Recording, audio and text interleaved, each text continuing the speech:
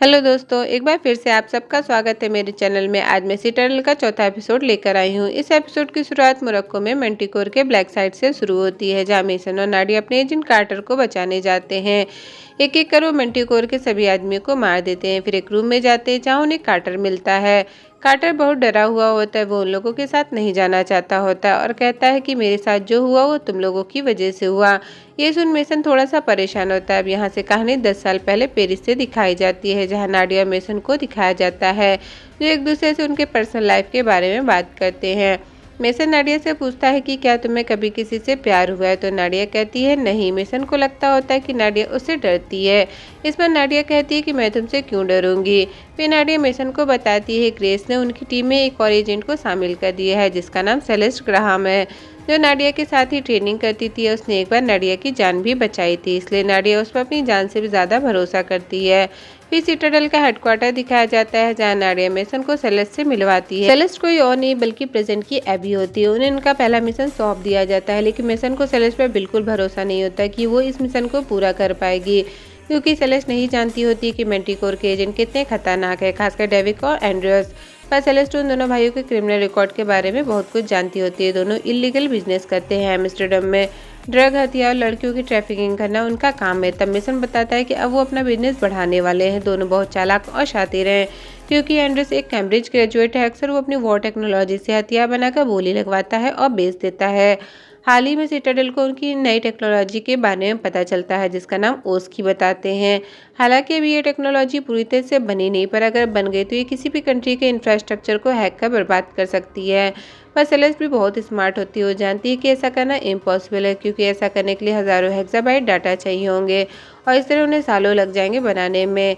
Celeste की बातें सुन Nadia भी उसकी तारीफ करती है और मिशन से कहती है कि इसलिए इसको इस मिशन के लिए चुना गया है। नाडिया बताती है कि सेलेस्ट का एक भाई भी है, डेविड, जिसे वो ज्यादा कुछ खास पसंद नहीं करती। मेसन पूछता है कि उसने कितने समय अंडरकवर का काम किया है और नाडिया ने तुम्हें अंडरकवर का काम कैसे करना है इस बारे में क्या बताया है। तो सेलेस्ट कहती है कि उसने 3 हफ्ते तक अंडरकवर का काम किया है और इसके लिए सिर्फ झूठ बोलना ही आना चाहिए। इस पर मेसन कहता है कि सिर्फ झूठ बोलना ही काफ़ी नहीं होता। अपने आप को ऐसे बदल लो कि जब खुद को आईने में देखो तो ऐसा लगे तुम किसी और को देख रहे हो।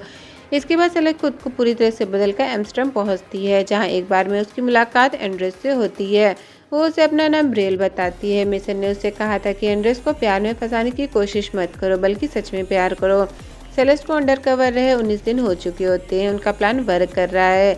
अब दोनों एक दूसरे से प्यार करने लगते होते हैं। मेसन ने भी ये भी कहा होता है कि वो उन लोगों से झूठ नहीं बोल सकती, क्योंकि अगर डेविक और एंड्रेस को उसके झूठ की भनक भी लगी तो उसे जिंदा नहीं छोड़ेंगे। इसलिए जो भी कहोगे उस पर पहले उसे यकीन होना चाहिए। इसलिए सेलेस्ट का काम होता है उसकी के बारे में कैसे भी करके पता लगाना। इसलिए वो एंड्रेस के और करीब जाती है। एक रात वो एंड्रेस से पूछती है कि आखिर तुम बना क्या रहे हो, जिस पर एंड्रेस उसे ज़्यादा कुछ नहीं बताता। मिशन शुरू होने से पहले मेसन ने सेलेस्ट से कहा था कि वो हर हफ्ते उसे कॉल करेगी और अगर वो अपना मकसद भूल जाएगी तो मेसन उसे याद दिलाएगा। फिर नाडिया मेसन को पेरिस में दिखाया जाता है, जहाँ दोनों एक दूसरे के साथ इंटीमेट होते हैं। मिशन को अब 132 दिन हो चुके होते हैं और सेलेस्ट का अभी तक फ़ोन नहीं आया होता है। मेसन के फ़ोन करने पर वो उठाती भी नहीं है, इसलिए मेसन वहाँ जाकर देखना चाहता होता है, पर नाडिया उसे वहाँ जाने से मना करती है और कहती है कि कोई ना कोई रीज़न ज़रूर होगा, वो खुद को संभाल लेगी। मेसन कहता है कि कार्टर ने बताया कि कुछ तो गड़बड़ी हुई है। फिर वो सेलेस्ट के भाई डेविड के बारे में बताता है कि उसे जुआ खेलने की लत है, उसके ऊपर लाखों की उधारी है। मुझे डर है कि कहीं सेलेस्ट ओस्की को सिटाडेल को ना देकर अपने जुड़वा भाई को बचाने के लिए बेच न दे। और अब तो एंड्रेस को ओस्की के लिए बाहर भी मिल गया है। इस पर नाडिया कहती है कि तुम ज़्यादा ही सोच रहे हो, ऐसा कुछ नहीं होगा। नेक्स्ट सीन में सेलेस्ट खुद को आईने में देखती है और फिर लैब के अंदर जाकर असली ओस्की को नकली डिवाइस से बदल देती है। ऐसा करते डेविक उसे देख लेता है, उसे मारता है। दोनों में फाइट शुरू हो जाती है। सेलेस्ट डेविक को मारकर बेहोश कर देती है। उसी समय सिटाडेल की एक टीम एंटर होती है। सिटाडेल के हेडक्वार्टर में मेसन को कार्टर बताता है कि टीम के काफ़ी लोग मारे गए हैं, पर राहत की बात यह है कि सेलेस्ट जिंदा है। एंड्रेस पकड़ा गया, पर डेविक भाग गया और उसकी भी गायब है। ये सुन मेसन बहुत गुस्सा होता है। फिर मेसन को एक मैसेज आता है जिसमें लिखा होता है कि उसे केस मिल गया है। इस पर मेसन रिप्लाई करता है कि इस बारे में किसी को पता नहीं लगना चाहिए। फिर पूरी टीम सिटाडेल हेडक्वार्टर पहुंचती है। ग्रेस मेसन से कहती है कि पता लगाओ डेविक और उसकी कहाँ है। मेसन जब सेलेस्ट को इंटेरोगेट करने जाता है तो नाडिया कहती है कि वो भी जाएगी, पर मेसन उसे मना कर देता है। इसलिए नाडिया और ग्रेस बाहर ही रह के उन दोनों की बातें सुनते हैं। मेसन सेलेस्ट से पूछता है कि उसकी कहाँ है, तो सेलेस्ट कहती है कि वो उसके बैग में ही था, पर अब कहाँ है वो नहीं जानती। मेसन पूछता है कि आखिर वहाँ हुआ क्या था। मेसन सेलेस्ट पर इल्ज़ाम लगाने की कोशिश करता है कि हो सकता है उसने अपने भाई को बचाने के लिए उसकी को बेच दिया हो।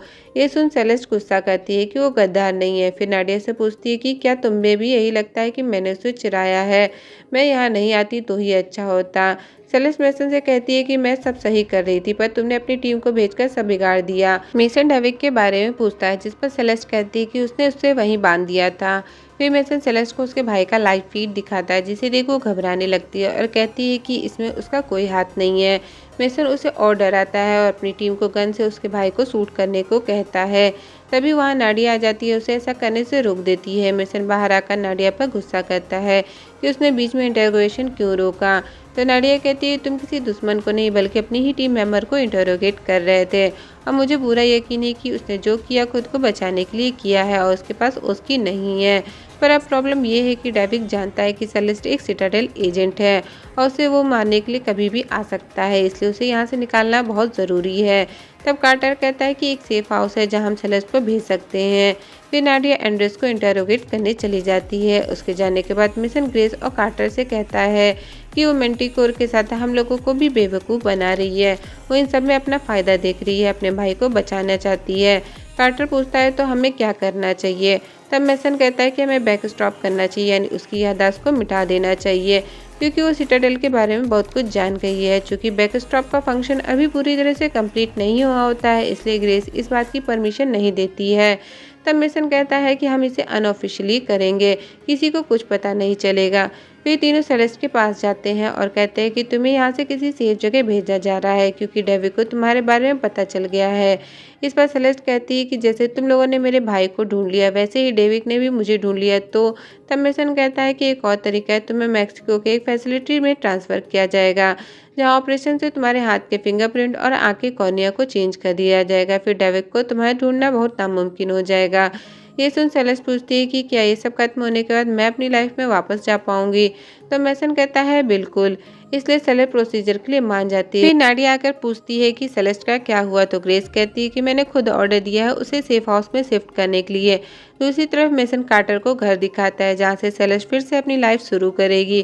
कार्टर मेसन से पूछता है कि अगर हाई कमांड को तुम्हारे बैक स्टॉप प्रोसीजर के बारे में पता चल गया तो तुम क्या करोगे।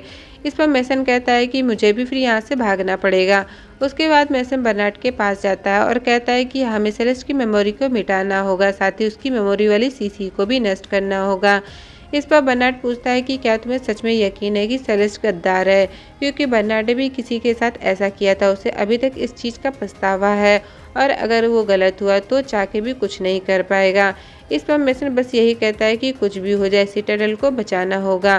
फिर सीन शिफ्ट होता है मेक्सिको के बैकस्टॉप फैसिलिटी में, जहाँ सेलेस्ट को लाया जाता है, उसका प्रोसीजर शुरू होता है। पर ये बात नाडिया को नहीं पता होती। उसे तो यही लगता है कि मेसन ने सेलेस्ट को एक सेफ हाउस में शिफ्ट कर दिया है। इसके लिए नाडिया मेसन को थैंक यू भी कहती है। कार्टर आकर मेसन को बताता है कि डेविड के पास ओस्की नहीं है। कार्टर के पास सिटाडेल पर कमीशन का सारा एक्सेस होता है, और वो बताता है कि सेलेस्ट को सच में नहीं पता कि ओस्की कहाँ है, और कोई तो है जिसने टीम के चीफ को ओस्की लाने को कहा था। उसने ये काम नियम के खिलाफ किया है। अब यहाँ खुलासा होता है उस एजेंट का, जो कोई और नहीं बल्कि नाडिया होती है। कार्टर ये बात जानता होता है कि मेसन को ये बात पहले से पता थी। मेसन नाडिया से प्यार करता होता है, इसलिए उसने नाडिया को बचाने के लिए सारा ब्लेम सेलेस्ट पर डाल दिया था, जबकि सेलेस्ट बेगुनाह होती है। असली गद्दार तो नाडिया होती है। इसके बारे में मेसन आगे बात नहीं करता। यहाँ से सीन कट कर प्रेजेंट में दिखाया जाता है, जहाँ कार्टर कहता है कि यहाँ जो कुछ भी हुआ है वो सब नाडिया की वजह से हुआ है। और इसी के साथ सिटाडेल का चौथा एपिसोड खत्म होता है। तो दोस्तों, वीडियो पसंद आई हो तो चैनल को लाइक शेयर सब्सक्राइब करना मत भूलिएगा।